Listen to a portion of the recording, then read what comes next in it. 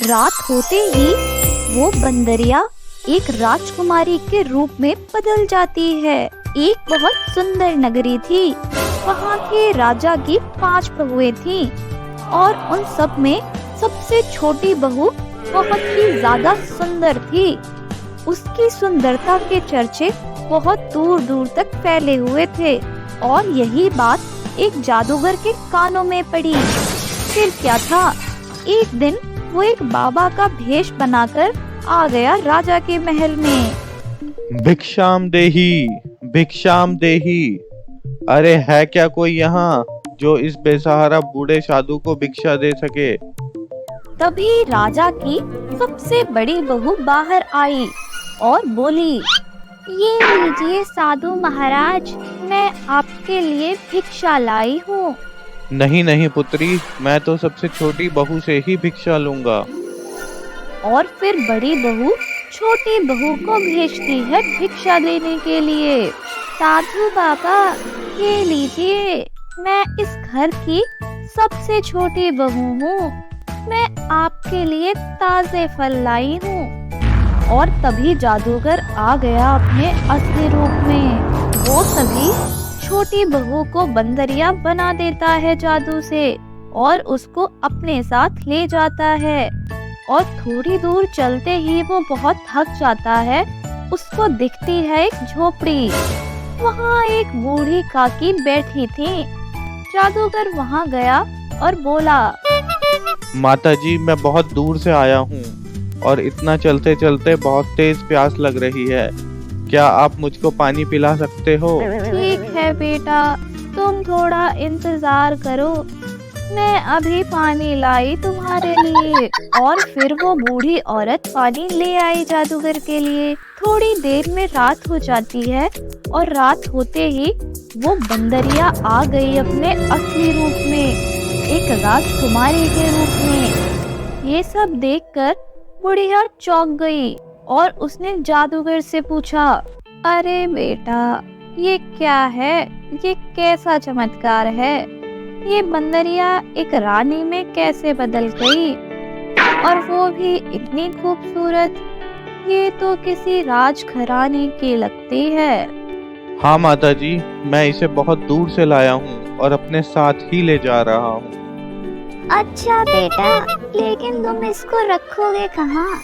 तभी जादूगर सोचता है, ये बुढ़िया मेरा क्या ही कर लेगी? क्या मैं इसको बता दूं मैं इसको कहाँ रखूंगा? माता जी, वो दूर चट्टान के ऊपर मेरी गुफा है, हम वहीं जा रहे हैं। ये भी मेरे साथ वहीं रहेगी और वहाँ कोई आ भी नहीं सकता। फिर वो जादूगर राजकुमारी को लेकर उस काली गुफा की तरफ चला गया। और कुछ दिन बाद राजा के बेटे युद्ध जीतकर अपने राज्य में वापस आते हैं। तभी उसका सबसे छोटा बेटा उसके पास आया और बोला, पिताजी, मेरी राजकुमारी कहाँ है? वो दिखाई नहीं दे रही। उसकी तबीयत खराब है क्या जो वो मुझसे मिलने नहीं आई? बेटा, वो कुछ दिन पहले एक पाखंडी जादूगर आया था और उसने तुम्हारी पत्नी को एक बंदरिया बना दिया और फिर वो उसे अपने साथ ही ले गया। फिर क्या था, छोटा राजकुमार अपना घोड़ा लेकर अपने भाइयों के साथ निकल पड़ा राजकुमारी को वापस लाने। रास्ते में उसको भी वही बुढ़िया का घर दिखता है।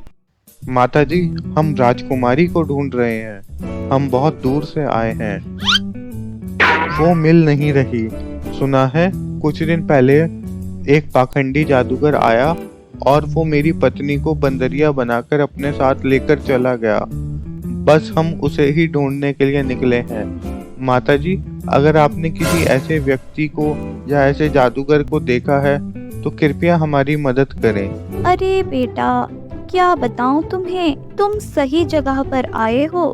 कुछ महीनों पहले एक जादूगर आया था और अपने साथ एक बंदरिया भी लाया था जो रात में एक सुंदर सी रानी बन गई थी। और जब मैंने उससे सवाल किया कि तुम इसे कहाँ रखोगे, तो उसने जवाब दिया कि ऊंची चट्टान पर उसकी काली गुफा है, वो वहीं रखेंगे राजकुमारी को, आप सब वहीं चले जाओ।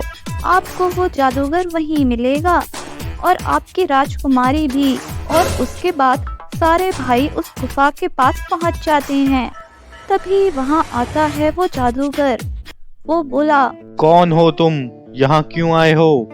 मैं अपनी पत्नी को तुम्हारी कैद से मुक्त कराने आया हूँ, जिसे तुम धोखे से बंदरिया बनाकर अपने साथ ले आए। तो तू यहाँ रानी को लेने आया है? अभी मजा चखाता हूँ तुझे, देखता हूँ ऐसे कैसे लेके जाएगा तू। वो तभी अपनी छड़ी उठाता है और जादू से सभी भाइयों को पत्थर का बना देता है।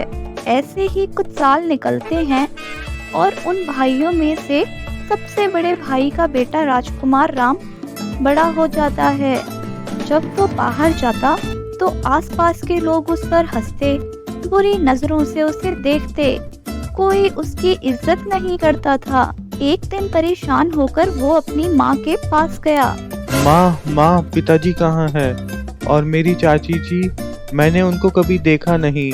ऐसा क्या हुआ था माँ, जो हमारा परिवार बिखर गया? आज कृपा करके बताएं माँ मुझे। तभी उसकी माँ बोली, बेटा, बहुत समय पहले की बात है। हमारे घर पर एक जादूगर आया था जो तुम्हारी चाची को बंदरिया बनाकर ले गया, जिसे ढूंढने तुम्हारे पिता और चाचा जी गए थे, लेकिन अभी तक वापस लौटकर नहीं आए हैं। ठीक है माँ, अब मैं जाऊंगा अपने चाचा, चाची और पिताजी को लेने वापस। नहीं बेटा, तुम कहीं मत जाना। तुम्हें कहीं जाने की जरूरत नहीं है। तुम मेरे इकलौते बेटे हो। तुम्हारी जान मैं जोखिम में नहीं डाल सकती हूँ। लेकिन वो नहीं मानता। वो अपना घोड़ा लेकर निकल पड़ा महल से और वो वहीं पहुँच जाता है जहाँ उस बुढ़िया की झोपड़ी थी। माताजी, क्या आप मुझे थोड़ा पानी पिला सकते हो? मैं बहुत दूर से आया हूँ और थक गया हूँ और काफी प्यास भी लग रही है। हाँ हाँ, क्यों नहीं। वो पानी पीता है। माताजी, मैं किसी की खोज में निकला हूँ। मेरे पिताजी, चाचा और चाची बहुत साल पहले इसी तरफ आए थे और कभी वापस नहीं लौटे। सुना है वो किसी जादूगर की गिरफ्त में है। क्या आप मेरी कुछ मदद कर सकते हो? हाँ हाँ बेटा, क्यों नहीं। जरा सोचने दो मुझे। हाँ, याद आया। बहुत साल पहले एक जादूगर एक बंदरिया लाया था जो बहुत सुंदर राजकुमारी में बदल गई थी। फिर उसके बाद उसे ढूंढते हुए तुम्हारे पिताजी और चाचा जी आए थे इधर। तुम ऊंची पहाड़ी पर काली गुफा में चले जाओ, तुमको वहीं मिलेंगे सब, अगर जिंदा हुए तो। और उसके बाद वो बूढ़ी औरत के बताए हुए रास्ते पर निकल जाता है और पहुंच जाता है काली गुफा के पास। वहां उसको एक बेसहारा सी लड़की दिखाई देती है। अरे, आप ही हो ना मेरी चाची? हाँ, मैं ही हूँ। तुम कौन हो? वो अपने बारे में सब बताता है उसे। अरे बेटा, तुम यहाँ क्यों आ गए हो? वो जादूगर तुम्हारे चाचा जी और पिताजी को पत्थर में बदल चुका है। वो तुमको भी नहीं छोड़ेगा। मैं तुमसे विनती करती हूँ, तुम यहाँ से चल। नहीं चाची जी, यहाँ से मैं अब आप सबको लेकर ही वापस जाऊंगा। क्या आपको जादूगर की किसी कमजोरी के बारे में पता है जिससे उस जादूगर को हराया जा सके? हाँ बेटा, एक बात पता चली है मुझे उसके कमजोरी के बारे में। वो पेड़ पर जो तोता बैठा है, उसी तोते में उस जादूगर की जान बसती है। ठीक है चाची जी, मैं उस तोते को पकड़ता हूँ और आप अपना ध्यान रखना। मैं आप सबको जल्द ही आजाद कराऊंगा। ठीक है बेटा, अपना ध्यान रखना तुम। और वो पहुंच जाता है उसी बगीचे में और वहीं दूसरी तरफ जादूगर को पता चल जाता है कि उसकी जान को खतरा है। कोई उसके तोते की तरफ बढ़ रहा है, पर उसके पहुंचने से पहले ही राजकुमार उस तोते को पकड़ लेता है।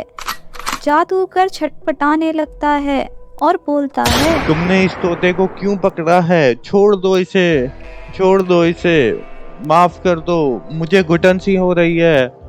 कृपा करके इस तोते को छोड़ दो। नहीं, मैं इस तोते को तब तक नहीं छोड़ूंगा जब तक तू मेरे परिवार को आजाद नहीं कर देता। ठीक है, मैं अभी तुम्हारे परिवार को आजाद करता हूँ, पर तुम इस तोते को कृपा करके छोड़ दो।